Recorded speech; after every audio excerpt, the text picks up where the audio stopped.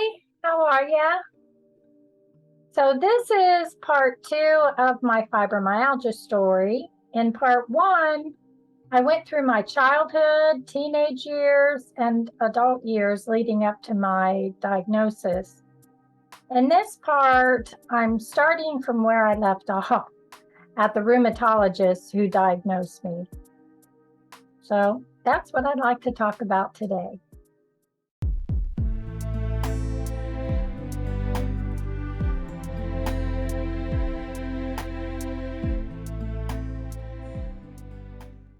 So after falling asleep in the doctor's office while sitting upright, she entered the office, and I thought, probably looked terrible.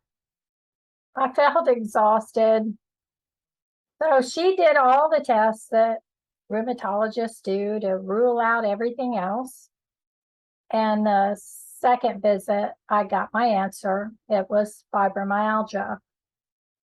That was 2008. Now, she was the kindest doctor that I feel like I could have hoped for. She continued me on the Plaquenil and started me on Cymbalta. Because I was on Plaquenil for probably another couple years, I had to get eye doctor visits every 6 months just to check on my eyesight. Medication helped to ease most of the pain, but it took quite a few weeks to get there. I had to rate my level of pain, which was an 8 out of 10. I base that on a 10 being natural childbirth. I couldn't stand to be touched, especially on my hips or down the sides of my legs.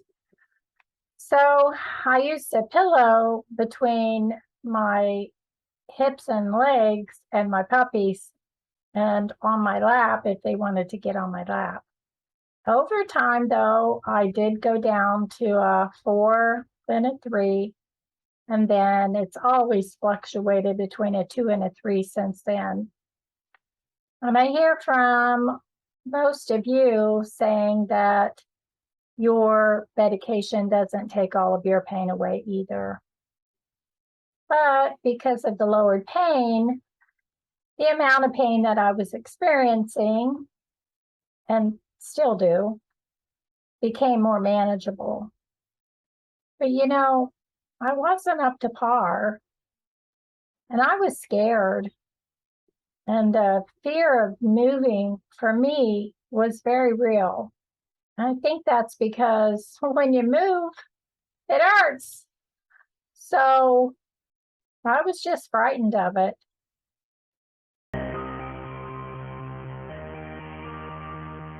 I joined an online support group to learn how other people cope and manage their symptoms. When I read that some people did yoga, I thought, they're crazy. There's no way. But I kept reading and learning that some people could do some exercise, like stretching or light housework. And at the time, that even surprised me. I was barely able to stand up long enough to even do the dishes. My husband had picked up the slack and was doing more than his fair share. I didn't even have the motivation to try to do more. I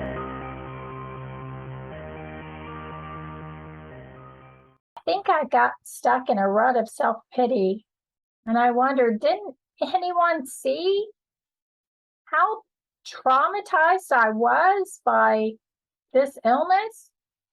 Didn't anyone care? And that became a vicious cycle. My problem was that I had always been a go-getter. Go, go, go, go, go. I tackled whatever came my way. I kept my house clean and organized and loved doing it. But at that point in time, it was perplexing to me how I could accomplish all of that. And once my daughter got married and moved out, I think that was 2006, I felt like so much was back on my shoulders. But don't get me wrong, my husband was and is quite a wonderful, helpful man, but he could only do so much. Housekeeping really isn't his thing, and neither is organization, but he did his best, never complained. Now, if the organization is there, he'll keep it up. If it's something that he feels he can manage, now that's a video I'd like to do. If the method of organization doesn't fit that person's organizational style, they're going to struggle to keep up with it. And that's something I had to learn. Do any of you watch casts from Clutterbug on YouTube? I love her. She's amazing. I'll link her below. But anyway, my doctor wanted me to get physical therapy. And in physical therapy, I learned that I could safely stretch my limbs and I wouldn't get worse. I was getting better. Oh my, it was baby steps though. Over time, my husband and I took a few trips. We went to Niagara Falls. We learned how difficult things could be for me, especially long walks. I really have a hard time with long walks. He almost had to carry me down the steps from a hill that went down to the falls on the Canadian side. And we also went to Colorado to visit my brother, and it was all fun. And I did my best to put on a happy face and cope with all that I felt I had to do.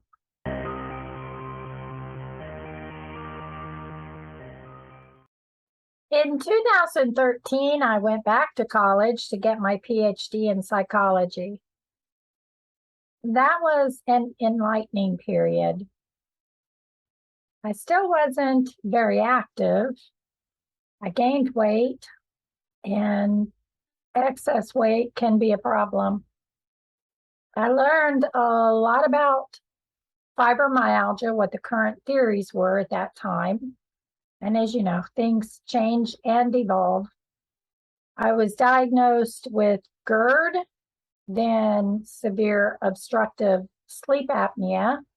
Undiagnosed sleep apnea led me to a diagnosis of non-arteritic ischemic optic neuropathy.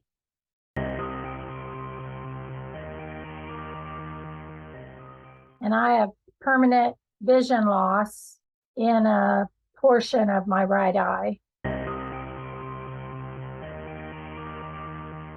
I had a food sensitivity test in 2020 because I was tired of experiencing tummy troubles from the IBS and decided to check that out and learned that I did have food sensitivities.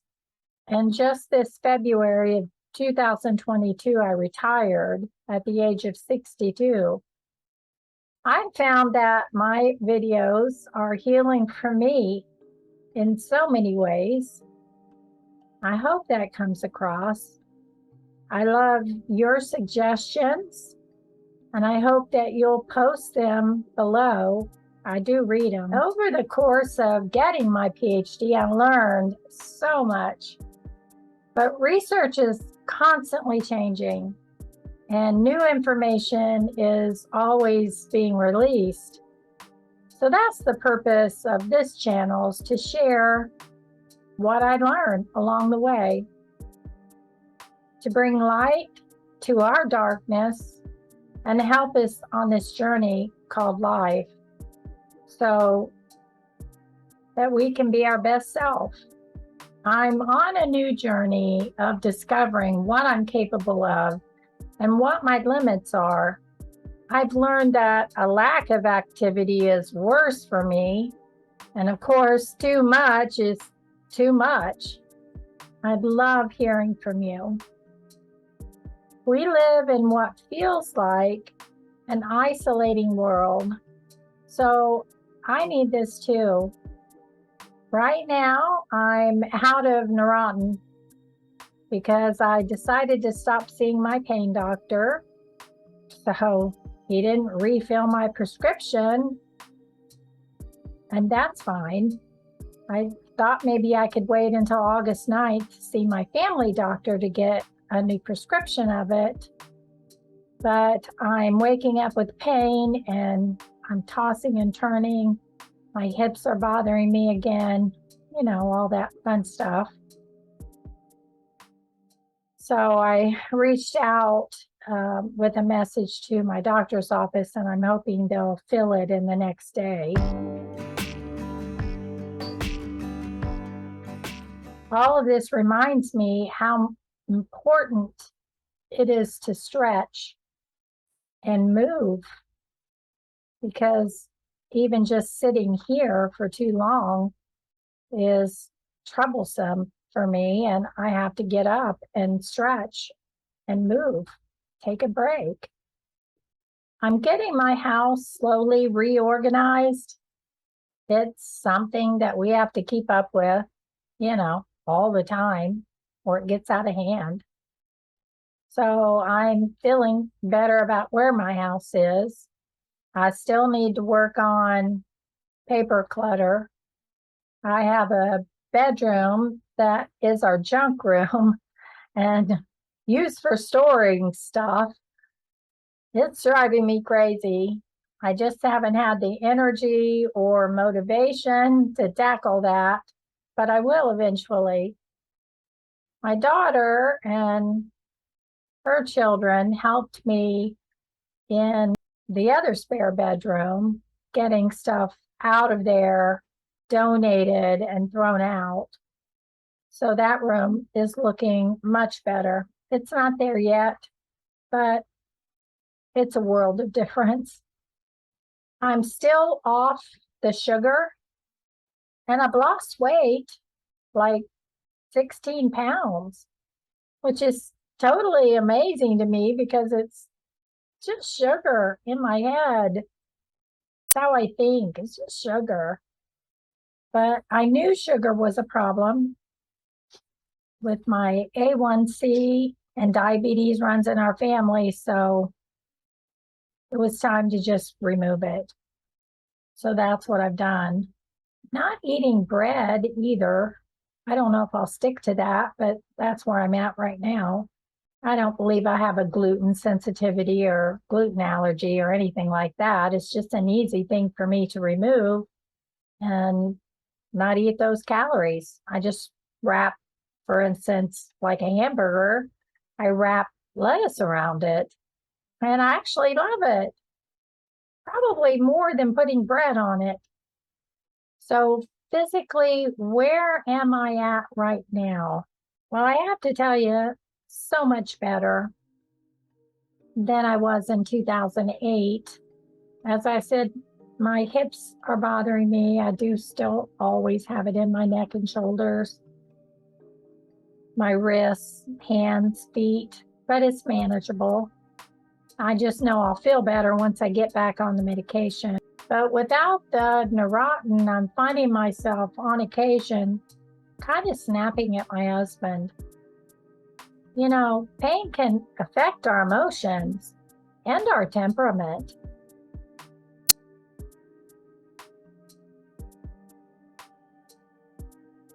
I mean, I can stand to be gently touched, but I'm still sensitive. But I know that I need to push my limits sometimes just to see what I'm capable of. I need to keep moving and balancing that with rest. Saturday, I didn't feel very well, so I didn't do much. My husband's been doing some freezing on vegetables that he's pulling from our garden. I helped him with the corn, getting them into the bags so we could freeze it. But Sunday, I woke up feeling a little better.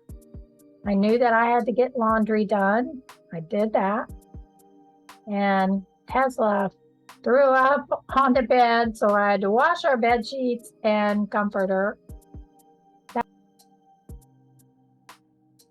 That wasn't planned, but I got that done. I gave Goldie, our Jack Russell rat terrier puppy, she's 16 years old, but she needed a bath. And so I got that done. I watered our flowers outside. I transplanted a plant from one container to another because it's an indoor plant, because it had outgrown the container it was in. I vacuumed my whole house, and that was it. Time to take a bath. So I did that. But still, I was proud of all that I had accomplished. It was more than I thought I was going to be able to do. Today I'm tired. I'm taking it easy, other than preparing for this video and recording it.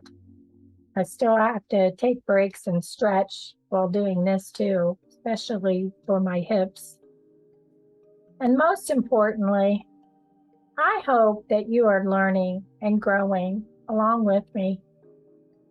This life we live is not meant to always be easy. It's in these difficult times that we're meant to grow from our situation. So never give up learning. Never stop listening to your symptoms. And don't get stuck on what you can't do.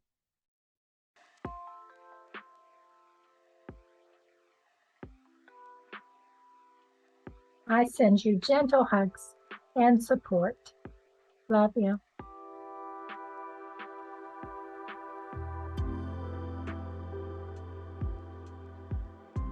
On our